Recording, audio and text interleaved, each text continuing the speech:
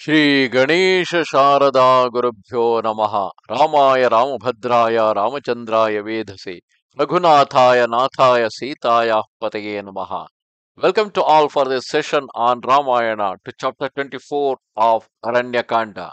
In the previous chapter, we saw Shurpanaka, after being insulted by Rama and Lakshmana for her advance towards Sita in order to kill her, they both catch hold of her and cut off her nose and the ears. And then she went to Khara, her brother, and brought 14 great demons to punish Rama, whereas Rama killed all 14 of them with his arrows. And then she went again to Khara, and then the angry Khara brought his entire army of 14,000 demons, and along with the great fighters, warriors like Dushana and Trishira, he proceeded towards Rama, who was alone to face them. And then on the way, they saw many great evil portents. And the same portents were also observed by Rama himself. When Khara of great prowess advanced on Rama's hermitage, the two princes Rama and Lakshmana observed many dreadful portents, and Rama, deeply moved, said to Lakshmana, O mighty armed one, these inauspicious omens causing terror to all beings foretell the destruction of the demon host. Yonder dun-colored clouds, you see the dun-colored clouds resembling ass's skin pass across the sky, raining blood in dreadful convulsions. Behold, O Lakshmana, smoke rising from my arrows as if they rejoiced at the coming contest, and my bow of beaten gold moving of itself, eager for action. Meseems you see the cry of wild birds that frequent the woods foretells danger, nay, that the very lives of our enemies are in jeopardy. Assuredly, a great battle will shortly take place. The twitching of my left arm betokens it. It's actually the twitching of his right arm, because right arm is a good sign for the people. So the twitching of my right arm betokens it. O hero, for us victory is imminent, and the defeat of the Titans assured. Your countenance is resplendent and exultant, O Lakshmana. Those warriors who enter into combat with a rueful purpose or intention are lost. I hear the roar of those titans of cruel deeds and the round sound of their drums. If a prudent man desires success and wishes to escape defeat, he should be forearmed against the future. Therefore, bearing your bow and arrows, taking Sita with you, repair yourself to a mountain cave, screened by trees and difficult of access.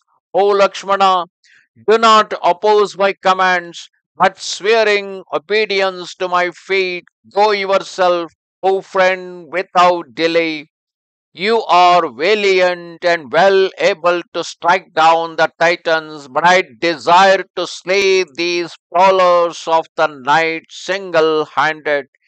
Having spoken thus, Lakshmana, taking up his bow and arrows, withdrew with Sita to an inaccessible cave. As Lakshmana entered the cavern with Sita, Rama rejoiced at his brother's submission and donned his coat of mail. Clothed in armor that shone like fire, Rama resembled a mighty flame illumining the darkness, and that hero standing erect took up his bow and arrows, and by the twanging of the cord caused the four cardinal points to re-echo.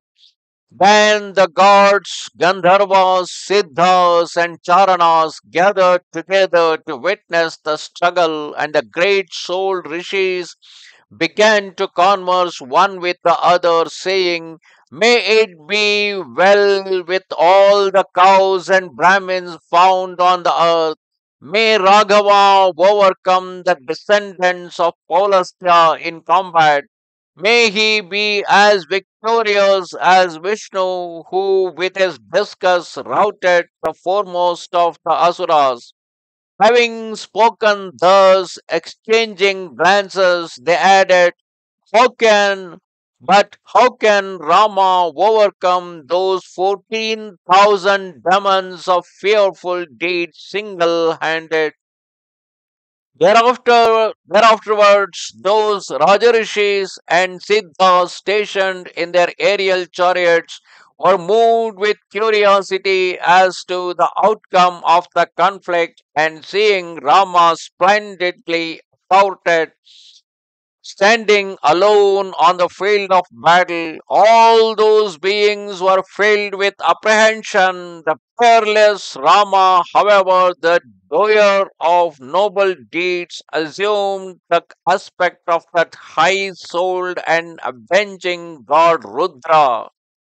While the gods, Gandharvas, and Charanas were still conversing, the army of the Titans, creating a fearful clamor, clad in mail, bearing weapons and banners, appeared on every side of Rama, uttering loud battle cries, jostling one another, clanging their bowstrings, opening their jaws wide. They shouted, "We will destroy the enemy." This appalling tumult filled the forest and struck terror into the hearts of its denizens, who fled from the sound, not daring to look back. Then the demon army, resembling a stormy sea, brandishing every kind of weapon, rapidly approached Rama. But he, an experienced warrior, looking round on every side, saw that army of Kharas advancing and went out to meet it, taking his arrows from their quiver and stretching his dead bow, letting forth a piercing shout presaging the death of the Titans. Dreadful to behold in his wrath, he resembled the fire at the dissolution of the world, and seeing him filled with energy, the forest deities fled away. In his anger, Rama resembled the bearer of Pinaka bow, intent on destroying Daksha's sacrifice. With their bows and weapons, their cars and their armor, which shone like fire, the horse of those eaters of human flesh resembled a mass of dark clouds at the hour of sunrise. Thus ended chapter 24 of Aranya Kanda in Ramayana. Namaste Sharada Devi, Kashmira Puravasini, Twamaham Prarthaye Nityam, Vidya Danancha Dehime. Bye.